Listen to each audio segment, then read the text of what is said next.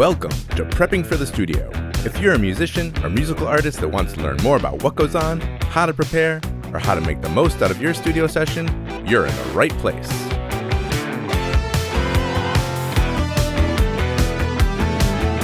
Prepping for the Studio.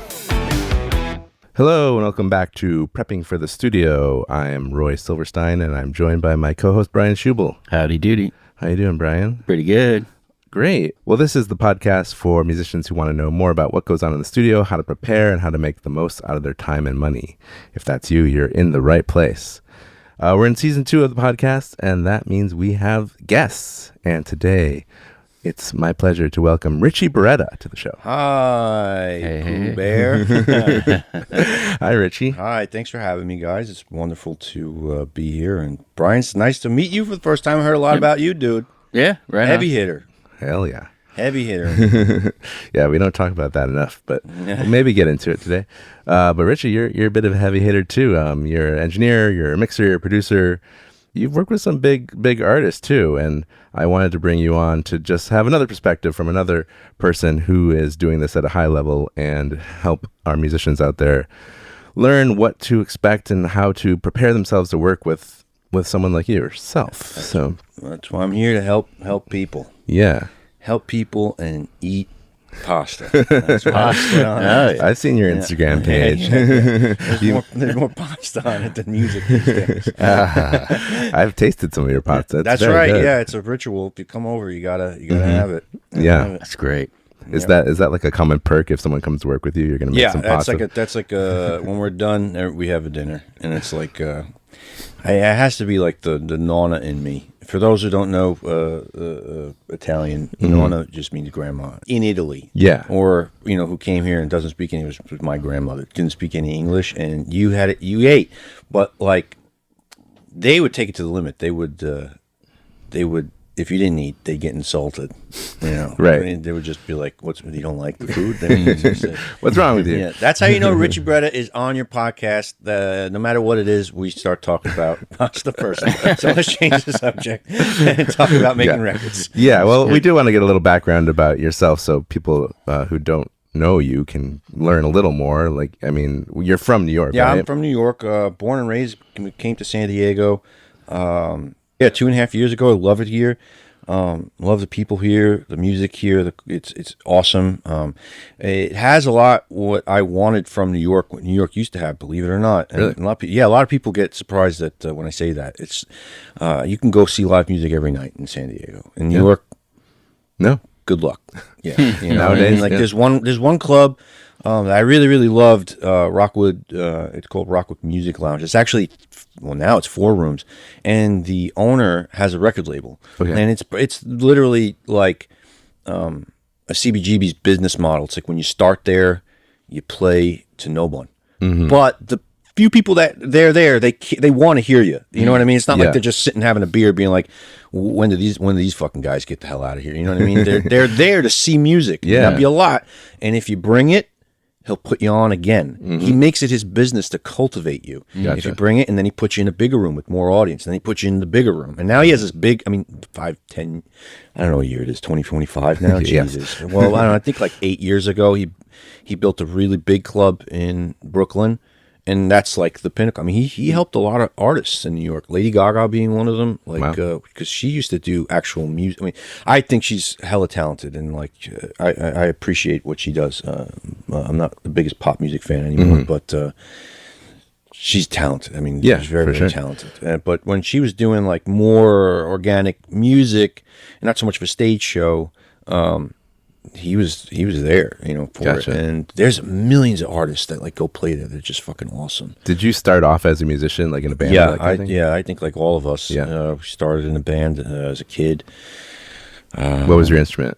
Anything. I want to just play. I wanted to get out of my house, like living with like 2 Italian parents that are like, want you to become, because like, college was a new thing, they wanted you to be quote unquote American, right? And that meant getting a college degree, probably becoming a lawyer, a doctor, someone that makes 6 figures a year, hopefully. That was an achievable thing, and I just wanted to like. This is when it happened. My dad was a musician, and even though I grew up with music in the house, I didn't really see how special it was until I saw it performed, and then saw the reaction. Like I was like, when I heard my dad play a song or whatever like that, you feel good. Yeah. But then when you see, like, he's a big Beatles fan, so am I. And he had all the Ed Sullivan concerts on tape of all the Beatles, like as a compilation. So it was every single Beatles appearance on Ed Sullivan. And nobody who's listening to this right now is going to know who the fuck Ed Sullivan is. But they can Google it. Yeah, they can Google it. I saw that, like, wow, people are going crazy, just like I go crazy when I hear the records or if I see like a performance. And I was like, that's what I have to do. Yeah. Like, and that was it. Like, it wasn't about like, I want a lot of people to like me. It was just like, there's a feeling I have, and I realize it's like a real early age. There's a feeling I have, and other people are capable of feeling it. So I want to be that catalyst for them. And that's how, as soon as I had an opportunity to play in a band, that was it. Now, bass is my main instrument, but like, I'm sure you guys, maybe this is like a trope, but like bassists don't necessarily need to be the best member of the band, right? You know, so usually there's a buddy. Notes. Yeah. Usually there's like a buddy who's like, I want to play in a band too, and they're just like, all right, I mean, you play the bass, you know, right? So there was not a lot of bassist openings, so I had to learn how to play guitar, and so if the band needed a bassist, I played bass. If the band needed a guitarist, I played guitar. And I was like sneaking out of the house to go. Like, I just loved being on stage and just playing. I mean, the songs that I would play were just absolute fucking garbage, man. But it didn't matter because it was like, it was loud and fun and like, you know, that was it. And then my dad, because he was in a band that was quite successful for a hot second in the early 70s, and there's like that's a whole other story. Yeah. But he had a lot of recording equipment in the house that the record label gave him that he never gave back. Okay. One including a Martin D28 that he fucking never got. Man, maybe you should edit that out. I don't even think the fucking nobody's alive. No one's fucking alive that even fucking knows. But they would give the bands, gear to play and record with, and he just didn't give back to D28. Okay. And we had like a TAC 833.4. We had a Yamaha console that was like not the consumer one, sort of like it's like like I guess it was used for demos. Like Yamaha had a console. It was like 16 channels back in like 81, and it recorded to. You could record to the reel-to-reel, but it also had the capability of we had this cassette tape where you'd put a magnetic piece of tape on side B, and then you'd have 4 tracks. So it was like, honestly, the first 4 tracks. Oh, wow. Yeah, it was pretty interesting. And I remember recording something that I played, because I was begging my father to teach me to play piano. And he worked a lot, so he taught me as much as he can. I kind of like picked up. Yeah. And I remember just like, he wouldn't let me touch the shit, but when he was at work, I saw him enough. I was a pretty curious child, and I saw him use it enough to know, okay, this is the buttons he presses. I don't know what they were doing. Yeah. But when I remember how it felt to play something, hear it back differently because of whatever the tape does. Oh, yeah. And then play to it, and then hear that back differently and being like, there's an excitement of playing it, but there's a really like amazing feeling to hear it being played back in a way that you're like, wow, how does it sound like that? And it was just like then I was like, I think this is what I have to fucking do. But and then when fast forward a million years, I was in my own band finally in senior year of high school, and we were doing pretty well for ourselves, and as the local bands go, as far as local bands go. And we needed to record. We went to the studio out in Long Island to a guy who was this rich kid who had like a Pro Tool system in 1999. Nice. And it had like the 88 IO, and I was like, and Amp Farm, you guys remember Amp Farm from Line 6? I mean, that shit's still good. Yeah. There was no amps. And I'm like, how's this going to happen? And then he plugs into, I have no idea what he even fucking plugged into. Plugs into something. Yeah. Quarter inch. Right. I mean, I knew about guitars and how they worked. Yeah. And in fact, I was doing recording on my computer at home, with the 8-inch adapter plugging into the sound card, and it would distort and shit. But it was just for my demos, so I can email an MP3. Creative Sound Blaster. That's great. And I was like, how are we doing this with a quarter inch? and how does it sound like a fucking amplifier? And I was just like, what the fuck is going on right now, dude? Wow, and I was like, there's no tape, and I'm like, holy shit! And then that was my introduction to Pro Tools. But he was ripping us off. He was like working with like punk bands that were like teenagers or early 20s, and like he'd be taking cigarette breaks, and we'd be charged for the cigarette break and all this stuff. And like we didn't have any money. Like most of his clients were like these like kind of rich kids that lived out in Long Island. Okay, so they can, their parents were paying for it. Okay, so if he goes to his parents like, hey man, $1,000, their parents are like, yeah, no problem. But if I told my parents, hey, I went to fucking record my punk band that you just don't even take seriously, some engineer says $1,000. Yeah, they're going to be like, have fun at Key Food, because that's where you're fucking going to be paying for that shit. So we couldn't afford him anymore. So I just went to Sam Ash. That's a thing on the West Coast, right? Sam Ash was a thing here? I think so. Yeah. Okay, so Sam only closed down recently. Oh shit! So there was a Sam Ash that was that I ended up living across the street from when I moved out, and I saw a Pro Tools rig for $500. Cool. And I was a freshman in college.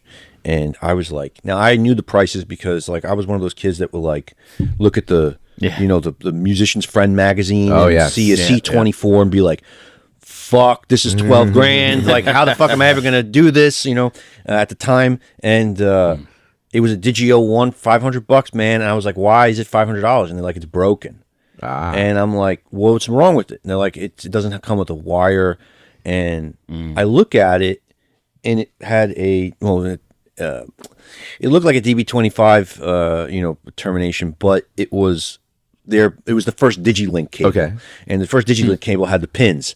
And I just thought it was a printer cable. So I'm thinking to myself, dude, you're an idiot. I'm going to go to Radio Shack and get a printer cable and fucking plug this shit in, because I had no idea what was going on. Yeah. And I did that. Didn't work. Yeah. And then I called on the warranty card, called Avid, DigiDesign. Right. And I'll never forget this day, man. I spoke to a woman. She was awesome. She told me how auxes work. Dude, it was so cool. But then she was like,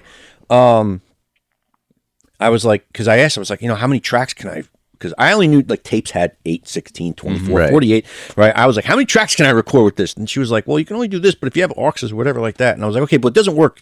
What kind of cable? Where do I go? Circuit City? And she was like, actually, no, it's like our own cable, but your thing's still under warranty, so send it in, and we'll just send you a brand new one. Whoa. Wow. So I got a Digio 1, man, and I was just like in my room, bro. Like, dude, it was so crazy. And I making demos and then calling up my friends who were in bands, like, I want to record you, dude. And then like I was like, I got to get drum mics. So then I go to like Sam Ash and get like $100 fucking drum mic kit from like Shure, and then this is how it happened. Yeah, that's how it happened. Just cascaded, and it was like, I think I would have quit if I didn't was just hungry to have something like cool. Yeah, because everything was just not up to my, like, I would always be disappointed whenever I was like, this doesn't sound like Green Day, like not knowing that, like, I thought because technology advanced that the quality was more achievable. It'd be easy, right? And it is not, dude. In fact, when I went back to relearn,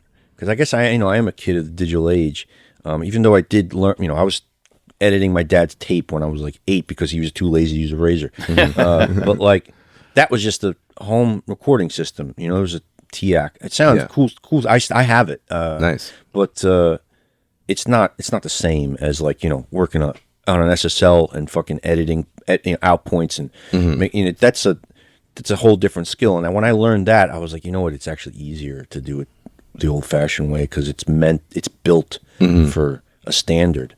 Right. Whereas digital, it's like, hey man, world's your oyster, which I think is also good, but it's easy to fuck up if you don't know the fucking principles. So I think that's where I learned. I didn't understand that my lack of knowledge was the reason why things weren't sounding right. Sometimes I think not knowing what you don't know is a good thing, because you just propel forward. Yes, exactly. Yeah. You just go for it, because you don't know any better. Right. So that's cool. Did you end up going to school for it or anything? No. I didn't like school when I was a kid. Maybe it was more for a social thing. But then when I got to college, I went to art school, and because my parents did not support music. It was really up until like my late 20s when I started actually having a little bit of a return on my investment. Like work-wise, like my output-wise. Gotcha. They were like, okay, I don't, he's going to do something. But I think it was around 28, 27. And I had already at that time I've been doing it for literally my whole life. So it took a minute. But I had to go to school because my parents were like, there was no way that I wouldn't be able to like go to school. So I picked an art school because I can draw and I needed to create. If I was going to do something for a living, it had to be creative. Otherwise, I would have blown my brains out. But I didn't like it. It was like it felt like I'm not learning anything. I'm just showing you what I already know. Mm-hmm. And if I didn't already know enough, I'm not going to get attention to learn more because that's how school. I don't know about now, but that's how school was designed. It was sort of like, show me what you got. If the teacher thinks you got the potential or they know enough already, they'll teach you some more stuff. And if you're just like, if they think you're average, quote unquote average, they don't know if you're like a sleeper. You may just blow up fucking, in 4 months with the right type of direction. Like they just, So I was like, if I went to music school, like if I went to some kind of engineering school, I would. What if I wasted my time doing that? Yeah. And I also thought like I had enough intelligence, and I don't think I was correct, but to be an autodidact because you're always going to still learn, but I'm still learning. I tell my clients that every session we have. 100%, I'm like, dude, you know what? If we would have did this for you last year, it wouldn't be as good. Mm-hmm. Every day, I'm like, if I could do it for you 5 years from now, it would be way better. Yeah, right. More expensive. But yeah, I ended up dropping out of college and then pursuing something with my band, and we took it as far as we can go. Okay. Which was pretty good, but then I don't want to do this because it's so hard to manage 3 other people and then also be the songwriter and the fucking recording guy. And I was like, you know what? And I really love collaborating with other musicians. Like that I feel is a very special thing. Yeah. So I was like, I'm going to take a year off from music. And at the time I was a graphic designer. Like I got lucky. Actually, it was because of fucking that show The Apprentice that our now president fucking Donald Trump. But he had that show, and the guy who was leaving the graphic design position was on the show. Okay. And he was also hiring for his old position. Mm-hmm. And he was just like, I don't even give a fuck about this place. I'm out. It's the first person I was there, and I was early. Mm-hmm. And he was like, congratulations, you got the job. I was still in college. I just needed money to buy amps. Yeah. You know what I mean? Yeah, right. But I was like, okay, cool. And I quit that job in like a year because I was like, I can't do this, man. I really can't be a part of the workforce in this industry. And then just went back, started making demos again for myself. Okay. And it was at that time in New York, all the studios were closing, moving to LA. So it was hard to find a mentor. So what I thought I could do is, because I worked as a bartender for money after I quit the job. Okay. And I was making actually, I think, more money as a bartender. It can be pretty good. Yeah. You know what? In New York back then, yeah, it could be. I don't know if it's that way anymore, but it was, I got lucky. I was, since being a kid who was always out playing shows, we'd go to bars or clubs afterwards to hang out. And I was very aware of New York nightlife and what the audience liked to hear and how to keep like a party, when a party vibe is good. And I would hear these songs and I'd be like, what if I did my own remixes of these songs, my own versions of these songs? Okay. And then DJ'd them. Okay. And that's what I did. And the songs, and not only did I do that, I did tools for DJs because now me as a musical guy, I wouldn't call myself a producer yet. Back then, I understood different genres and how they all actually can live amongst each other. Cool. And these great DJs would they made an art of that. Yeah. But some DJs wanted to go from genre A to genre B, or tempo A to tempo B, or topic A to topic B. Mm-hmm. That's hard as a DJ if you don't really have a creative mind. So I would make these called DJ tools that have a bunch of songs. They're like kind of mashups that would go from not just be a mashup where people could be like, oh, this is cool, I never heard of this song in this way. It also helped the DJ go from point A to point B.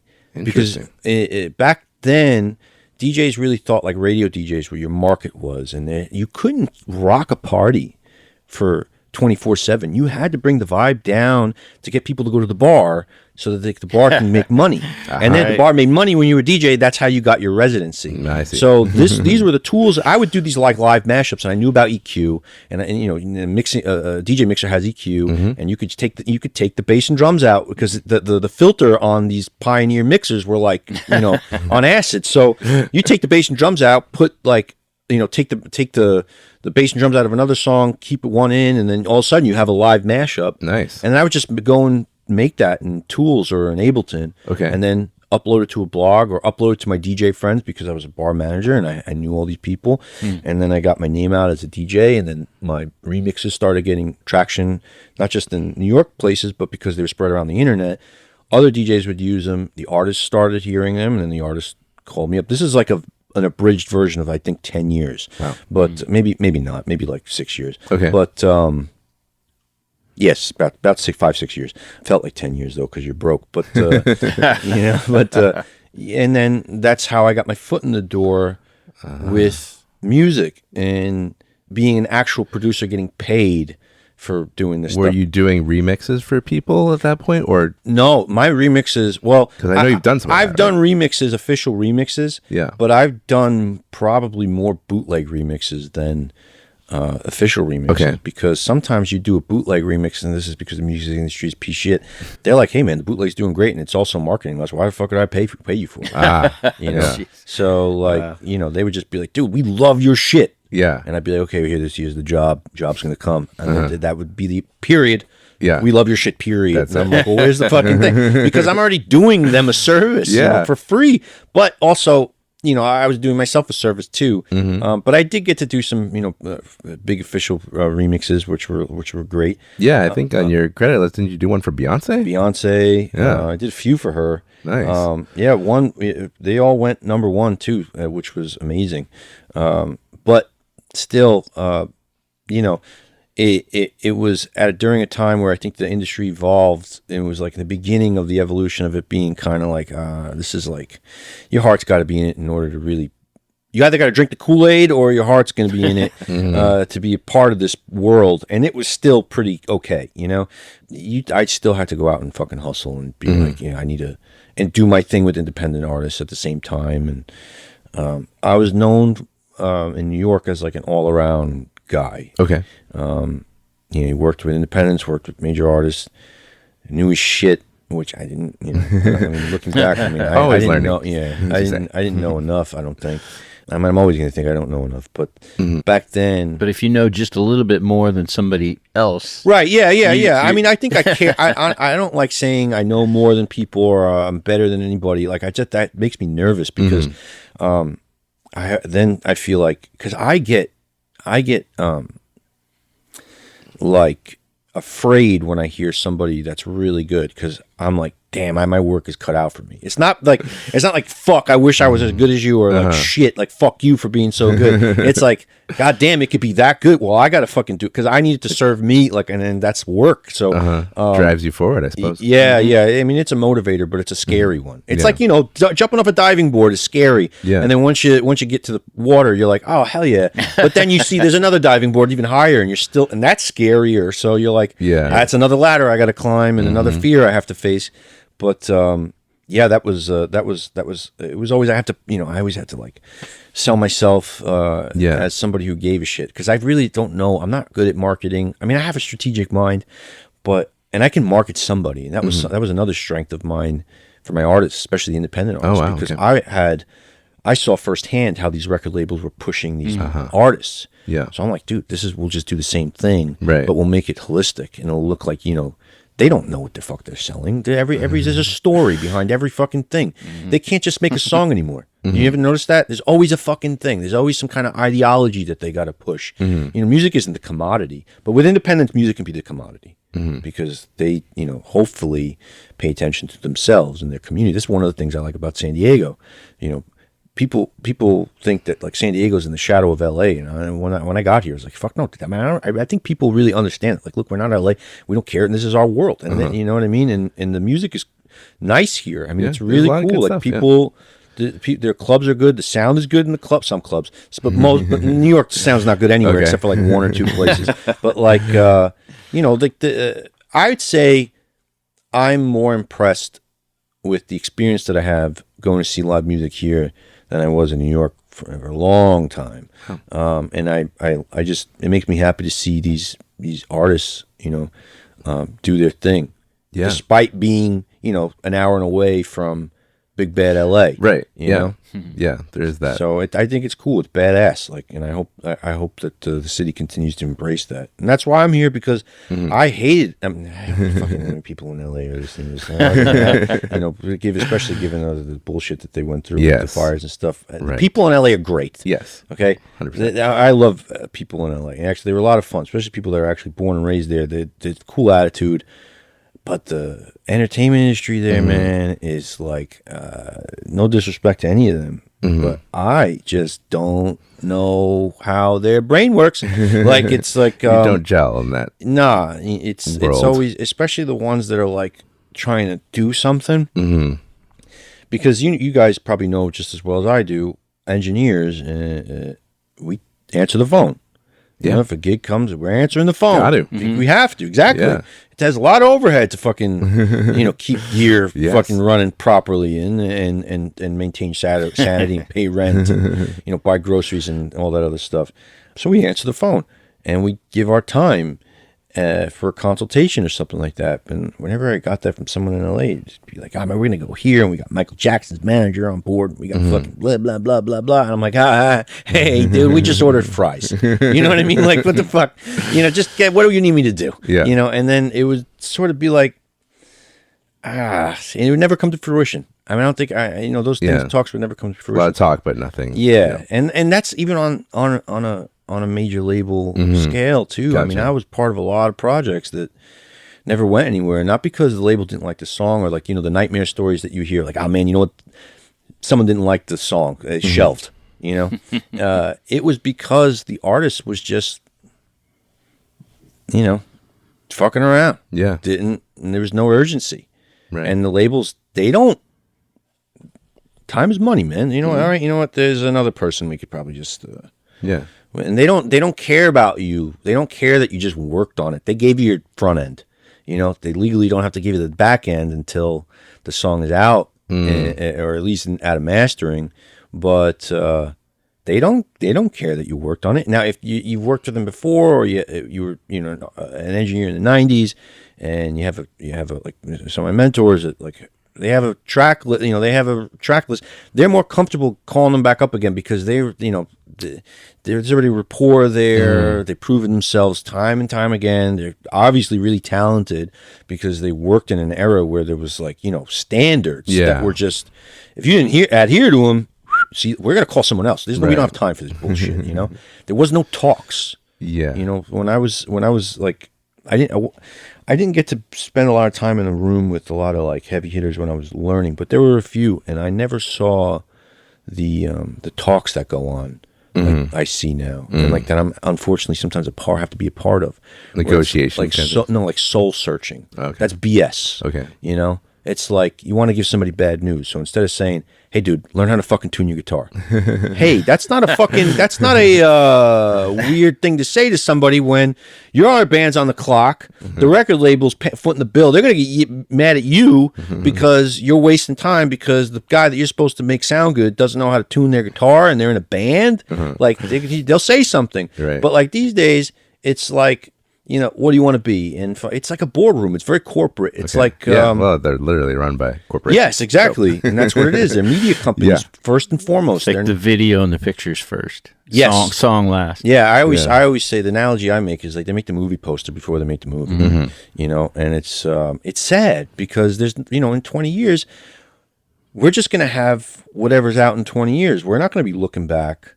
And it's been that way. And I know this because it's been that way when I was a DJ. Like, I would play records when they were hot because whether I liked them or not, it had nothing to do with me. Okay. In fact, even if I didn't like them, if it made the room feel good, I would be like, good, great, I like this record. I don't have anything against modern music or pop music or anything like that. I have something against, like, shit that's made to fucking just fizzle out immediately. It's for sale. It's not about what anybody would find. It's not for, what's the word? Posterity. Okay. Right? It's just an ideology. It's just a way to waste time. And you have to have a branding conversation about these things, and you have to like talk like you would if you were in an advertising agency, and not like if you were a producer. And you have to like take into account people's feelings if they don't, if you want to like kind of soften the blow of something that may be taken negatively, and because it's corporate protocol. Yeah. And it's not about saying, hey, you hired me because I have taste that you align yourself with, and I'm telling you, I don't fucking like this. So why am I here? You know, it's a weird world. I don't think it's like, I don't want to say bad, but like, if you like it, you like it. Yeah, just like anything. So do you find yourself working more with independent artists at this point? Absolutely, 100%. Like that's what I'll take a job if the money's good and I need it. I'm gonna we answer the phone. We always answer the phone. Yeah, but like last year, I worked on a big thing, and it was a headache. It was such a headache. Yeah, it was such a headache. I worked on a few big records. One that eventually got released, and then the one that just off the top of my head, like when you talk about these like corporate phone calls, and it wasn't even phone calls, it was emails, and I lost it, and I was just like, I don't make records over email. Gotcha. And call me up, and that was it. And that was the last email I sent to that fucking chain. And did they call you? Yeah, they had to, because I had all the tapes. I mean, tapes. They had all the the fucking files. And I wanted to quit. Like, I wanted to quit. If I didn't sign a contract, I really wanted to be like, this is, I learned my lesson every time. Yeah. And there are some people that not only thrive in these positions, but they like them. And I know, hey man, God bless. Yeah. But I'm just not one of those people. But I love fucking working with new people. I love it. Nice. I love it because like they're excited. I learn from them. Because the people who are they're so afraid to have an opinion.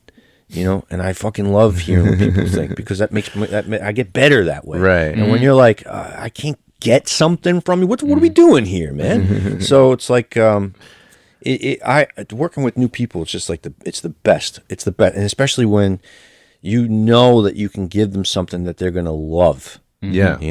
That's the shit. To me, that's the shit. Totally. That's the shit. And I think most of our audience is going to be independent musicians out there. So if they're looking to hire someone like you, a mixer, let's say, let's say you're doing pure mixing, like what kind of expectations do you have for what they're delivering to you, for instance? Oh, that's a good question. I feel like 10 years ago, I'd be able to answer that like with a list of specific things. I think because these days, the knowledge of what is like what would lead to a successful mix, right, is actually conceptualized really from the beginning of the recording process. Okay. So you wouldn't be, and there was a time I think when I would get, the song wasn't even done yet, and they'd be like, hey, you're going to be the mixer. And do you have any notes? Like there was questions that sometimes I'd get, and I'd be like, yeah, you know what? Can I hear the demos? So I would know exactly what the pre-production demos are going to be like, and then I'd then ask the producers if it's cool if I make a note on something. Sometimes the producer's like, nah, I don't want to fucking deal with you. Just mix the record. And then, but more often than not, the producers are stoked because like it's fun to work with a lot of people. You know what I mean? Like we do cool with fun shit. We're not like, I never thought, even though I always thought the religion behind it made it annoying. When someone makes it turns into a cult. I used to hate when I heard engineers be like, oh man, if I get fucking multi-tracks and it's audio 1, audio 2, audio 3. Hey, dude, you know what? It's Pro Tools. Press the space bar. You know what a fucking trumpet sounds like. You know what I mean? Yeah, rename it, dude. You're getting paid. Like, fucking do something. Like, it's not a big deal. I don't like that, man. Okay. I don't like that. So you're okay with getting, I'm okay with audio 1, audio 2, audio 3, audio 4. What matters to you? Yeah, what matters to you? I do. What matters to me is that they trust me. I think that's the only thing I got these days. Like, I'm happy to, like, inform someone, like, hey, you know, this, it sounds like maybe you put your, you know, microphone and your bass amp on off axis and it's just, you know, your DI don't work. So what I'm going to do is I'm going to take your DI, I'm going to reamp it. And they're like, oh, man, thanks, you know. And next time, you know, do this and it's gonna sound good. Or if it's not, like, you know, a band and pop, I'd be like, hey, you know, you gave me like 18 million vocals, probably gonna shut like, you know, 17,900 whatever 99 off because I don't need them. You sound great. You know, and what are you thinking? And they're gonna be like, yeah, I just did it because maybe it's like standard. The producer like stack, and then because usually they'll go to a singular producer or they're producing the songs themselves, right? And they see what they see on the internet. Yeah, and I'm like, stacks are awesome, but did you hear stacks? And they don't know what stacks sound like. And I'm like, you know what? It's really cool that you did that. Because now you know what stacks sound like. But you also have to ask yourself, does this fit in your universe? Because every song is its own little universe. Does it fit here? Is this getting your message out in a better way? Or would it get your message out in a better way if you were alone, given the topic of the song? People rarely think about context meeting content. And these are the things I love fucking sharing because... It prolongs, you know, I'm passing it on. I want music to exist and always be good. And right now it's not that great. Not because the songs are fucking shit. The writers in fucking LA are crushing it. Imagine having to write songs for like somebody you don't even know about, you know, and there's a story there and the people latch on to this fucking story because it has to do with their life, you know. That's good writing. It's just that everything else after that is just get this done, Spotify, fucking, we got it, you know, the story's hot, you know, we got to strike while the iron's hot, sell these records, or not even sell these records, just get people to pay attention to us and not pay attention to anything else. That to me isn't a record. That's just, you know, that's a fucking, you know, whatever. You want Entertainment Tonight, dude, you know what I mean? Like Maury Povich, fucking, that's not this. But, when you could tell somebody that, and then they're like, "Oh shit, I didn't know," you know, and then all of a sudden you hear their next record, and they take your advice, and it's like, "Yeah, fuck yeah, dude, hell yeah, good for you," you know. And I love that shit. I love that shit, and I can say that about every client I'm working with right now. It's like there's a few that I've worked from the beginning, and some of them are crushing it. And they just know I don't have to say that anymore. They understand. And then they give me suggestions back. And it's like I'm watching my kid play softball, hitting home runs. And I'm like, fuck yeah, dude. Go for it, man. Like, it's awesome. I love that shit. Because there's so much joy you can get from listening to, you know, a bunch of noise for 3 minutes. You know what I mean? Like, it's really cool. Yeah.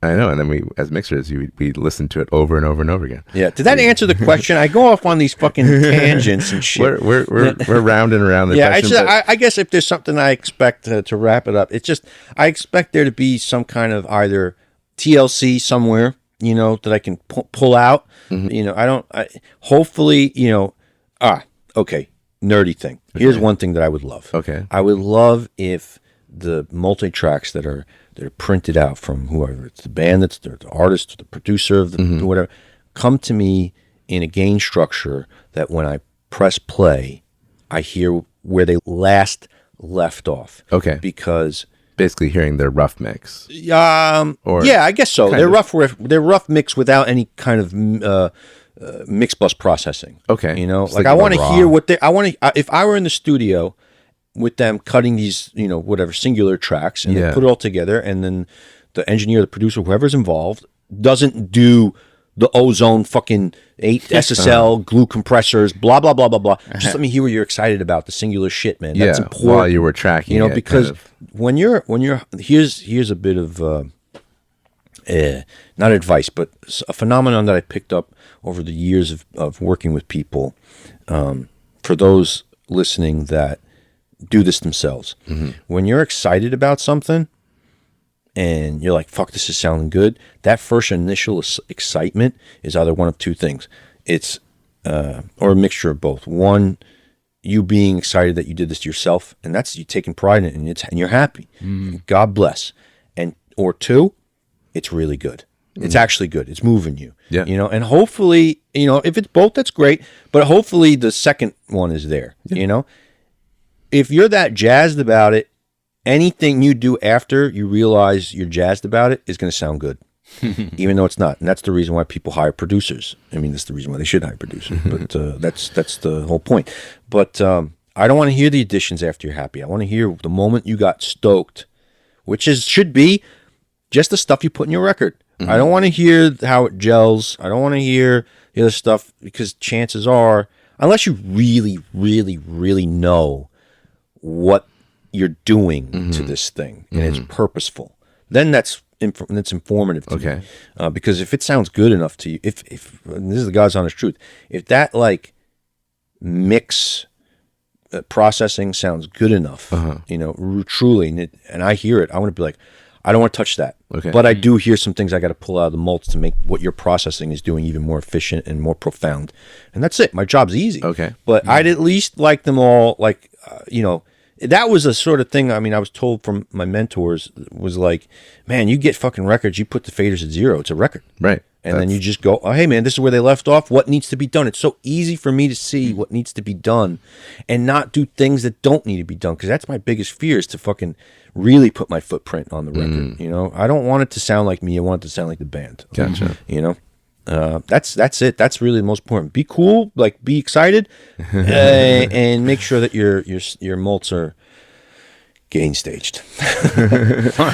I think when you say gain stage, you mean like kind of what you're saying, like if you just had it in Pro Tools without messing with the volumes. Without messing with the volumes. It's like just like you hit play. It's like yeah, so if for those who are familiar with Pro Tools or Ableton or Logic or wherever, in Fruity Loops, there's a mixer window, and you have your balance of tracks that make sense to you and make you feel happy. It's done.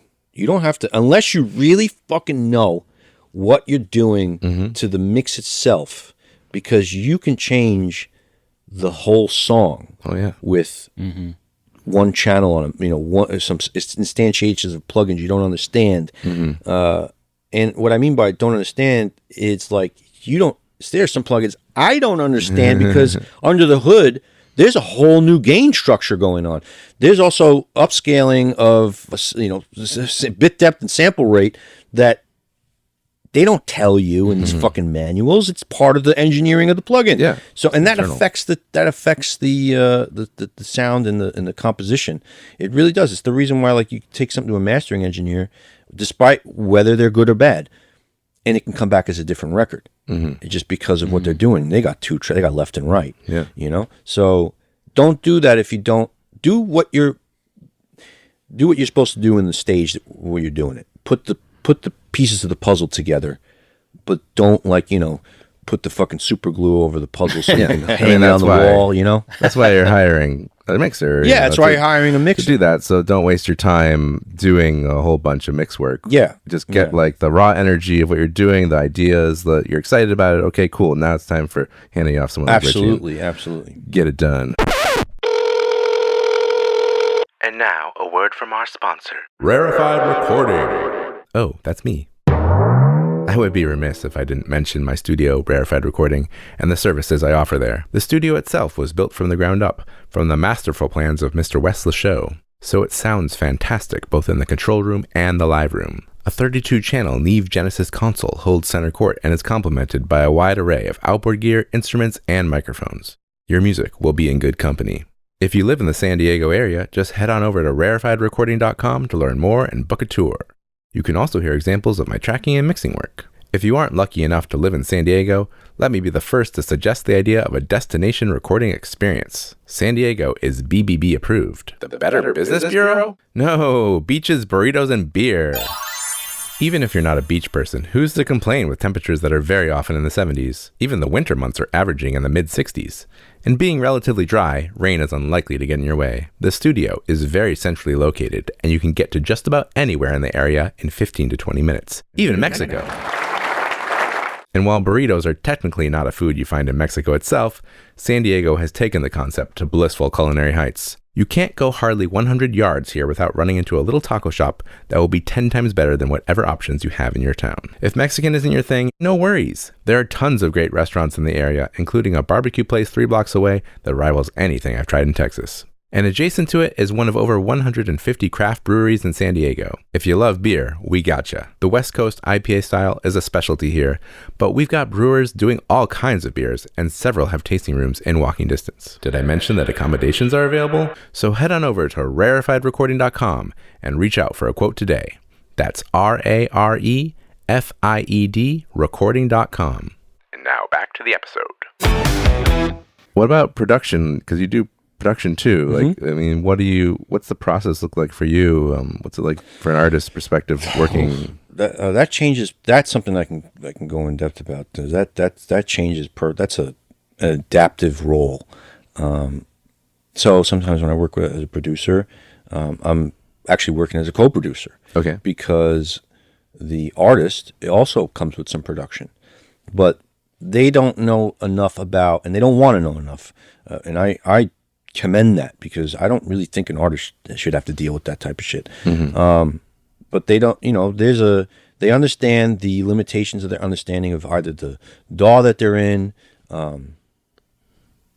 putting together a song in terms of like the frequency makeup of each thing that they're putting in. They may like a sound they can't get to work, and they don't want to worry about why it can't work, but they like, I need this sound. And I may say, I understand what you think you need. It's not actually this synth sound. It's this synth sound. That's in terms of production. It's more about crafting the arrangement, right, without infringing the original idea of the artist. Okay. In terms of what I do, that role kind of fluctuates depending on the artist. There's, like, for example, bands. If I work with a band, they don't fucking care about what, amp. I mean, some do, but like they have a sound that they're chasing, and they're like, and if I'm like, hey, I know you're using a Mesa, but this would actually sound really good with a Black Star. I don't, you know what I mean? Whatever. And we'll make it happen, and then they'll be like, oh, it's close, and then I'll come up with like some kind of trick that makes it that hits the target. Same thing with drum sounds. I worked with a great band here that's no longer a band. They started a new band, but I loved this band. This band called Cardboard Boxer. They were this cool punk band. Oh yeah, awesome band. And their drummer was like, he was a producer's dream, dude. Oh yeah, he would just roll with it. I would be like, "What are you looking for?" And he'd tell me, and I'd be like, "All right, are you cool with just like using like the shells for this part, just this, and then we're going to overdub things because we're hearing like a drum part." And it wasn't that he can play, no one can play it. You need like 8 hands. So like, I'm like, some drummers don't want, they're like, no, I'm playing it. Yeah. Some drummers want every fucking shell mic'd. And I had a drummer in New York, man. I don't want to name who he was, but he came in with like this like pretty basic drum kit. What was it? 3 tom shells, kick, snare, 2 cymbals, ride, a china, and obviously the hats. He wanted me to spot mic all the cymbals, and I'm just like, no. I have a way. I think, Roy, you've seen it. I have a way that I like to mic drums, just because I feel like it's a one size fits all. It really captures, because that was my first instrument was drums. It really captures how a drummer hears drums, and it makes sense to the audience. And he was like, "How come you're not spot micing the cymbals?" And I'm like, "Well, I got fucking, all these mics, as 4 mics as your overheads, and a different thing." He's like, "Yeah, but like, I spot mic the cymbals." And I'm like, "Look, it's not going to happen." I'm like, I'm not going to, I can spot mic if it makes you feel better. I'm not going to use them in the mix. Right. I don't need them. And then I went and tried to explain to him, when you're sitting behind the drums, right? And he's like, yeah. I was like, where are your cymbals? And he was like, up by my ears. I was like, are your ears on top of the cymbals? And he's like, oh, that's why? And I was like, yeah, you don't, this the way the sound radiates off a cymbal, the way the cymbal's bass, like, you wanted me to get in the sound, I shouldn't even have to explain myself. Just trust me, you fucking moron. You know what I mean? Like, and he'd be like, oh, well, what if Def Leppard came in with all these drums? You're not going to do that? I go, you know what? I would do what I should have done with you. I should have fucking put up mics with no cables and fucking, you wouldn't know the difference, you fucking idiot. Like, don't fucking make my life even harder than it already is. Like, I got to make you sound good. Like, I don't have to worry about dealing with your dumb personality. Hey, that's a good requirement for anyone that wants to work with a producer. Don't step in the way of their work process because you hired them, and you hired them because you trusted. Why would you hire somebody? You know it goes what I mean? back to what you said at the beginning. It's like, I need you to trust me. Yeah, like, you know, your money's hard to come by these days. You take $1 out of your pocket to give to me, I expect that you're scrutinizing that decision to do that, you know. So when I walk into the room, I'm saying, hey, I appreciate the fact that you're doing that because money's so scarce these days, especially fucking artists, dude. Like, I'm here to do my best. Why do I have to explain myself? You know, and why do you have to give me a hard time? Because that's going to bum everybody else out. That's going to bum me out. And I'm the guy that has to be in a good mood to make you sound good. So fucking, you know, get your shit together. You know, you don't know more than me.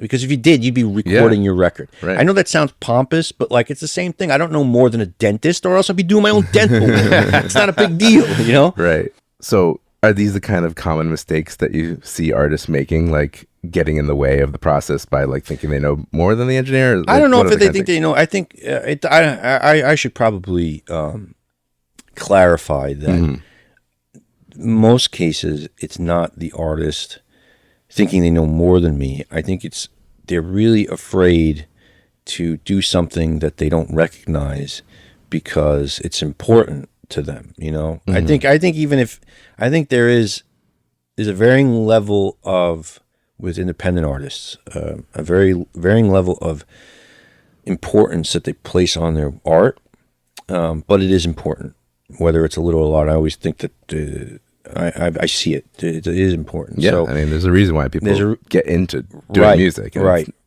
If it's for money, they're probably the wrong reason. Right. Exactly. Yeah.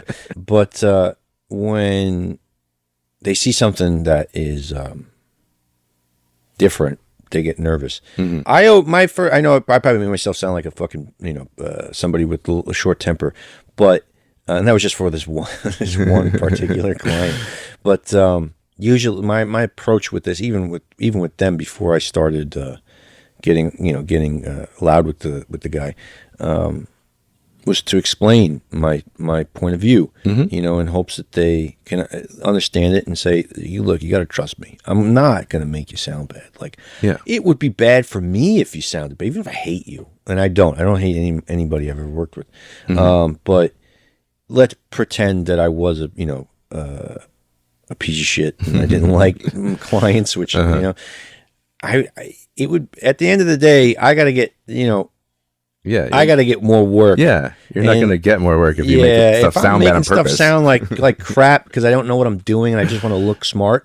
Yeah, you're going to have a short career if a career at that, because people, you know, I think that there are some people can get away with it if they're smooth talkers, you know, and they really make you believe what they did is right, but there still has to be the factor that other people are attracted to what you're doing. Because good music or relatable songs, doesn't even have to be good, just to be relatable, have such an infectious power, you can get away with some weird production tactics that, you know, the producer's bullshitting you, but it doesn't last forever. It doesn't last forever, and you're gonna be met with scrutiny at one point or another. So I really try to, before getting into an argument, which is rare, but explain my point of view. Yeah, and I think that's totally valid because, like we said, it's like there's a reason why you hire someone, right? So it's like you can't be closed off to your producer's idea or your engineer's idea. Yeah, and I don't think you're necessarily closed off to your artist's idea too, but it's, you know, the artist idea are the best, honestly. Like, that's the even if it's something that won't work. I love when they give me, I love to know that their brain is working, because that just makes me confident in them, because I think it's a two-way street. And this may be a little bit of a hot take, but like, you know, every producer says that my clients need to trust me. but you need to trust your clients. What are you doing there? You know, so then it's on you. If you don't think that like your client is going to deliver something to you that's worth, you know, your time, and you take the job and then you act like a know-it-all, Right. That's on you, man. Then you're not doing the right thing. Like I think that it's a two-way street. I think both parties need to understand that this is a collaboration, and it's fucking cool. And you got to trust each other. And there's always going to be some kind of push and pull, but that's what the collaboration is about. So it doesn't need to be heavy if you are ultimately both making it known that you are in service to the song. And that's what you're getting paid for. You're not getting paid to service the artist's ego. You're getting paid to service the song. Yes. And I think that at the end of the day is going to ensure something successful. And success is, you know, objective. That success can mean you're a song you're happy with. That success could mean a song that gets a lot of listens. That success could mean a record deal. But at least something in that camp of being happy will be achievable if both parties trust one another and feed off of that. Yeah. Yeah. Yeah. I mean, oftentimes it's worth trying an idea more than it is discussing it, because you can find out real fast if it's going to work or not. Yeah, all it is exactly. It's not even a big deal.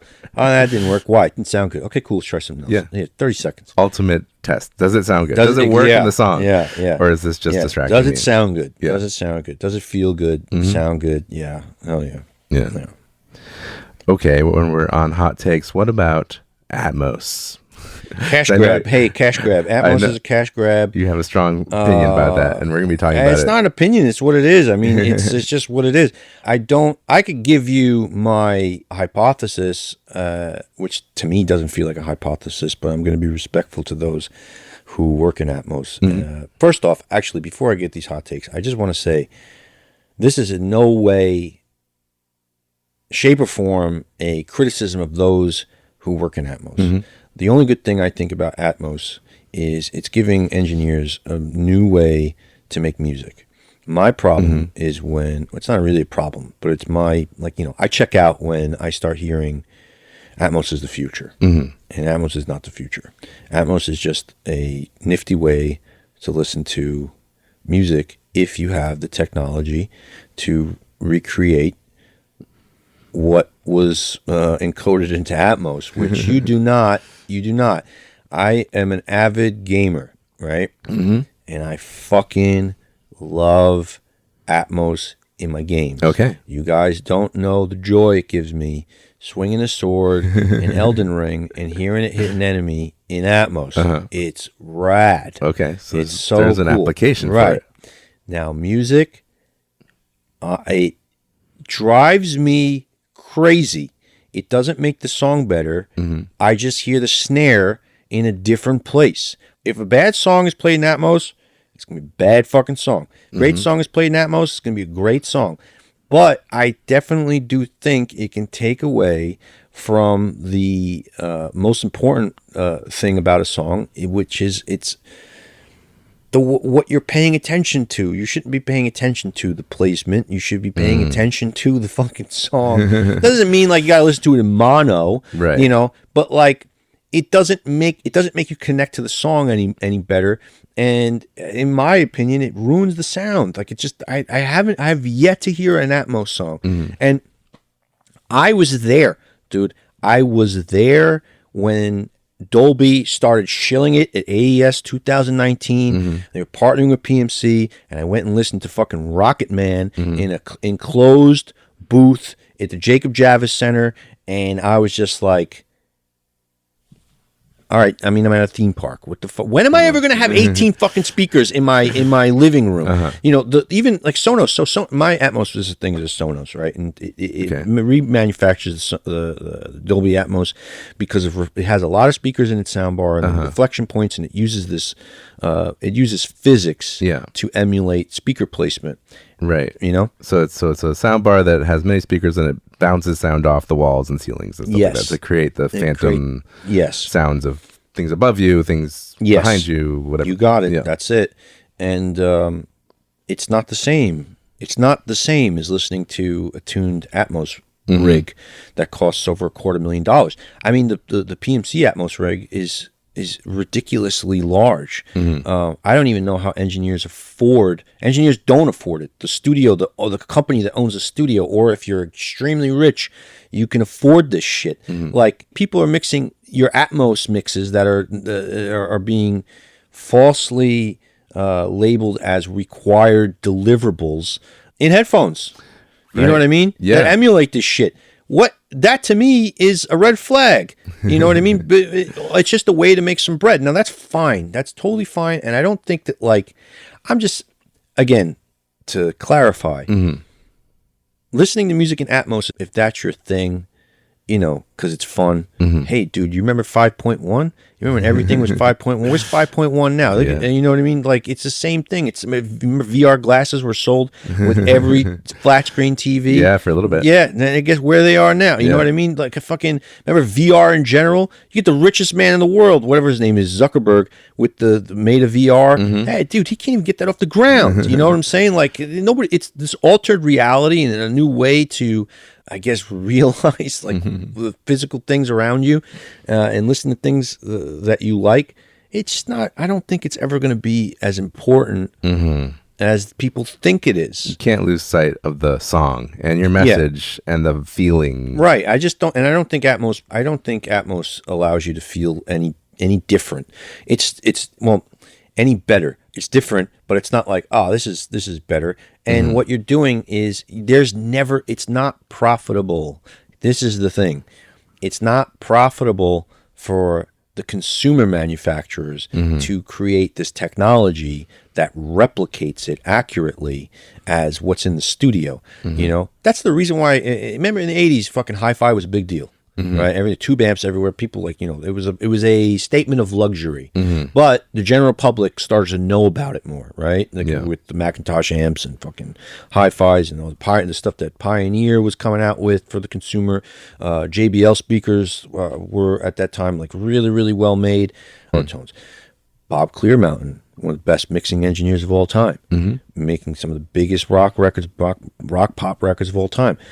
He was mixing on NS10s, which were not meant for the studio. They were just bookshelf speakers, right? Because he needed to know what the status quo is going to be listening on, and that was the most important thing to the record maker. How do I get my message to the most, you know, to the average listener, right? Not to the richest listeners, you know.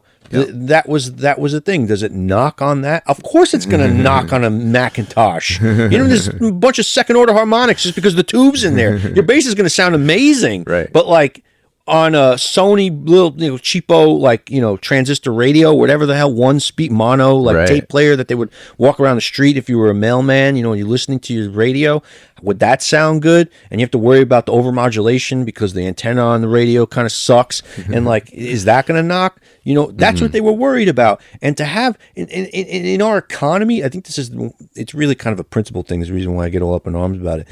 In our economy, where it's just like, dude, I did not need that Sonos fucking system in my house. You know, that was like a luxury. Yeah, it was like, I'm going to spoil myself because I love video games. I don't even get to play video games as much as I do, much as I'd like to. But when I do, it's just a fun experience. Yeah. And I was like, I'll splurge on it, you know? It does enhance the experience of playing the game or maybe watching a movie. Yeah, but like with the music, it's very distracting to me. And here's the other thing. I trust me. Because I love music. I don't give a shit. I'm the meme where it's like, you know, the guy drinking coffee and it's like, convince me otherwise. You know, I'm that guy when it comes to music. Okay. I love music. I go to sleep, I think about it. I wake up in the fucking morning, I think about it. I love it. There's music to me is magic. I could talk to you about, if you want to have a podcast on this, it'll be the Joe Rogan experience only on music, 3 hours long every day, and I come up with something new to say. I love it. Yeah. If Atmos was good, I would be like, oh, fuck, how am I going to afford all these speakers? Because I need it. Right. I don't need it. And if I don't need it, I don't think anybody else needs it. I know it may be sound pump, but I trust me. That's it. I trust me. So, like, it's and I know I'm good. I have it's a cash grab. It's a licensing agreement between, you know, Dolby licensed it from Universal licensed it from Dolby, and Apple already has their own spatial algorithm, and They do their own sort of variant of it. yeah. Dolby hit them up first, and Apple was like, "Oh, we'll use it.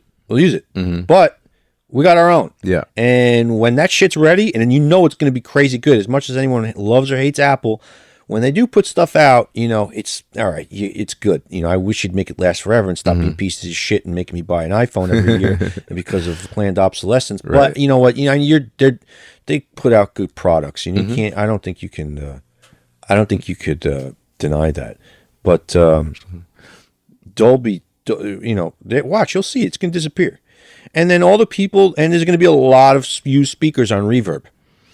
It's Be able not to get some cheap speakers out there used. Yeah, it's a cash grab. It's a way for people to make licensing money.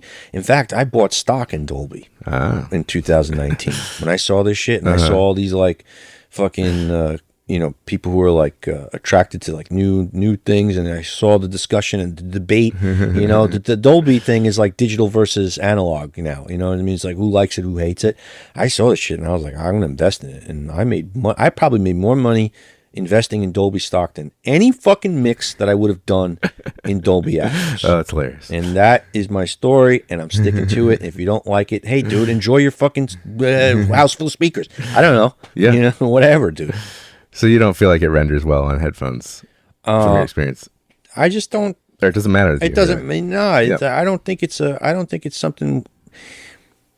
I just think it's kind of it's a slap in the face to the consumer for saying that you got to buy more technology to experience music in a way that it's quote unquote meant to be heard. And more because that doesn't elevate your experience. Music touches your soul. You know what I mean? No matter if it's played out of a iPhone speaker, Teddy Ruxpin speaker, or fucking Dolby Atmos $250,000 rig. So that's bullshit. And two, it's just a different way to listen. It's just, is it cool? Like if you think it's cool for the first couple listens. Yeah, oh shit, wow, that's over there. And then, oh fuck, that's up there. Cool. Kind of fun. Yeah, and then it's like every song you know what I mean? Yeah, so people don't really listen to music that way. I think most people kind of have music on to fit their mood, and it's sort of a lot of times a background thing, honestly. Yeah. And very rarely do we sit down and be like, I'm going to listen to this record. Happens sometimes, but most of the time it's kind of like part of your experience. The other thing is that artists aren't making music in Atmos.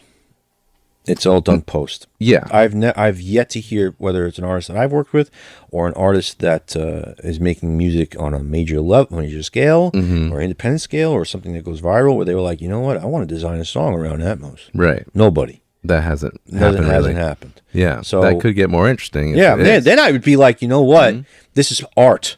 Yeah. I don't have an opinion. If I don't like it, it's not for me. That's the way I say it. Unless it's objectively bad. But like, hey, that's part of the art, Yeah. Yeah. What does my opinion even matter then? But like, when some rich fucking executive is like the new way to listen to fucking music, and Dolby was tanking before then because there was really no place in the market for them anymore. They were losing money in theaters. Wow. Yeah, well, theaters aren't doing so well. Exactly. So this was just a way for them to make more money, and then there's also nothing wrong with acknowledging that. Like they're doing business. Yeah. Why do you want to tank? But you don't. It's just such an uncreative way to sell something. This is the new way. This is the best way. Yeah, just say something. Whatever. Like you don't. It doesn't mean. It's not like Henry Ford making a car and replacing a horse. You know what I'm saying? Like that's how they're making it. And then all these other engineers just mindlessly just walk behind that. And they're like. And then I remember in the height of it in 2020. Everybody was like, people were like, oh, like putting up these memes like with like, some old dude with some like, prehistoric mentality. Oh, you should only listen to music out of 2 speakers. No, it's not about that, bro. It means that this is an unrealistic and unsustainable way to fucking create music. You know what I mean? Like it does seem like the artists aren't getting more back from it. I mean, I heard like maybe you get 10% more on an Atmos stream from Apple Music, but man, that's not very much, really. No. For the cost. Yeah, then you got to pay a mixer to do another mix for you. For the is the cost, thing. yeah. And now if you're a major artist, you're not getting paid you're getting paid with a label, you know. So, but if you're an independent artist, this is where I really like started pushing back on it, because the people who were saying this is the future, they were doing mixes not because the artist was demanding it. The label was part of a deliverable, and they were making some extra money. Yeah. Why wouldn't they want it to be the fucking future of music? They make extra money. Yeah. But then I would start getting calls from clients, people who were like having me check mixes and stuff or whatever. A lot of people saying, this producer or this mixer who I was working with prior said, it's going to cost me an extra $1,000 for Atmos mixes. Do I need that? And I'm like, what? Like, what the hell? I was like, you're an independent. You could do whatever you want. Yeah. I'm like, but if money's an issue, it's not going to make or break you. You know, and because they're selling the story that like, oh, everybody's going to have it. Dude, nobody fucking listens to it. And also, if it is the future, why aren't you demanding the audience to listen to it the way it was made? Is the other thing. If you're gonna get so fucking crazy with me and be like, dude, yeah, you know what, you don't want to acknowledge progress. Why is it progress in the way that it's made, but not progress on the way that it's reproduced? You know, it's the same thing. Same thing happened in the gaming industry with PlayStation 3 and PlayStation 5.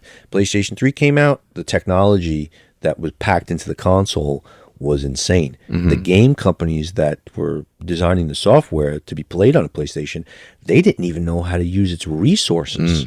So the games didn't look as good as it could, and that's why PS3 wasn't really a failure, but it didn't have a lot of games. PS4 learned from that, and they didn't upgrade so much. PS5 came out, same fucking thing. And now their PS5 Pro is just sort of like, you know, it's not worth it. But it's just marketing, man, and I don't like it when you mix music and marketing, and this is like, you know, at its upteenth power. Gotcha. Well, thank you for that hot take. We'll probably have some other people on talk about it from another perspective. I think there is something about if you're going into it making a record with Atmos in mind, maybe there is something more to that could be interesting. I mean, honestly, that could be cool. And that's kind of what I want to see, maybe talk about later on with some other guests. But yeah, I share some of your thoughts though about how it is at this point. Yeah. Thanks so much for coming on the podcast. Thank you, man. If people want to get in touch with you, what's the best way? My home phone number is my email. I'm on Instagram, Richie Beretta. I was on TikTok. I don't know if that's still around. Who knows? Who knows? But richieberetta.nyc is the website if you want to get in touch with me. I'm always here, open, asking questions. I do a lot of like educational things. It's really important to me actually to spread as much knowledge. And I know that I was like went on a tear about Atmos, but positivity, believe it or not, within the music making community, whether you're an artist or an engineer, I think that it's important that we talk to one another, not just about like complaining about stuff, but like getting on the same page with like how the industry is, where we fit in it, what we want to do. And I think we feel more comfortable because at the end of the day, we still are, you know, that kid that listened to a song or that made a song is unsure about the song, but he knows that all they really know is that they love this shit. Yeah. And it's important that we talk more about that than, you know, statistics and like the industry. I think that we have a lot of power that we don't know about to shape the music industry to come, you know, as the ones that are making the music. Right. I mean, most music is made by independent artists. Yes. Right. I mean, it's a very small fraction that's actually major label. Yes. You know? Yes. And I think there's a confidence that we can find in that. And that's really, really, really important. I love talking about that, even to random strangers. I can get into a conversation because it's important to me at the end of the day. And I like talking to people that also find it important. And I know that a lot of people do because you see it on the internet. You know, you see people giving their mix tips on the internet, whether they're good or bad, or whether they're right or wrong. They're still doing it, hopefully for the right reason, to share knowledge, right? And hopefully because they're excited about it, and people are excited to learn it, because it's important. So yeah, music is important. I mean, we just lost David Lynch recently, and I think I had heard a little quote of him talking about music is like water. It's like that important. Yes. It is that important. Music has been a way to not just tell the world about how you feel, but tell the world about what's going on in your area of the world. Mm-hmm. It was the first friggin' form of spreading information. Before modern technology, mm-hmm. song was the way to get your point across. Yeah. Songs and art and poem and people. That's why there's power in it. And it unfortunately, it was so powerful. It took about 60 years for the music industry as a capitalistic tool to sort of remove that power. Mm-hmm. That's a long time, 50 fucking years to break down that thing. And I feel like it should be built up. Like if you're gonna someone makes $1 million from making a record, hell yeah, that's awesome. More power to them. That's hell yeah. But like that shouldn't be the motivation, because there are songs that made more money that changed lives, And these are songs that are just like about a boy, being sad that he broke up with his girlfriend, but like you feel something, and then when you feel something, you realize that like you're capable of feeling these things, and it could change your life. It's a powerful thing, and I think that it deserves a little bit more respect than it's been getting. And I think the narrative needs to shift back towards the power of the individual, creating something that's worth sharing, because it's important to them, because they feel like it's worth sharing, because they feel that if someone doesn't hear this, it's going to be, it'll be an injustice, and I believe that there are songwriters out there that feel the same way, and that those are the people that I love to hang out with. That's why I'm here. So, if you ever want to talk about that, you can hit me up, or if you have any good, strategies to Elden. What is it? The game you play? Yeah. Elden Ring. Yeah, Elden Ring strategies. I'm still playing that. Actually. Yes. Awesome, Richie. Well, thanks everyone for listening, and we'll catch you next time. See ya. That's our show for today, folks. Thanks so much for listening to Prepping for the Studio. If you enjoyed this episode, please leave us a 5-star review on whatever platform you listen to your podcast from. And don't forget to subscribe and tell your friends. Episode info and my ebook, A Musician's Guide to the Recording Studio, are available at preppingforthestudio.com. If you have any questions, feel free to reach out there. Prepping for the Studio was recorded and edited at Rarefied Recording by me, Roy Silverstein. Theme music written by myself and Ariel Levine. Performed and recorded by Ariel Levine. Many thanks to my co-host Brian Scheuble and you. Best of luck to you and your musical endeavors. And remember, as Alexander Graham Bell once said, before anything else, preparation is the key to success. We'll see you next time.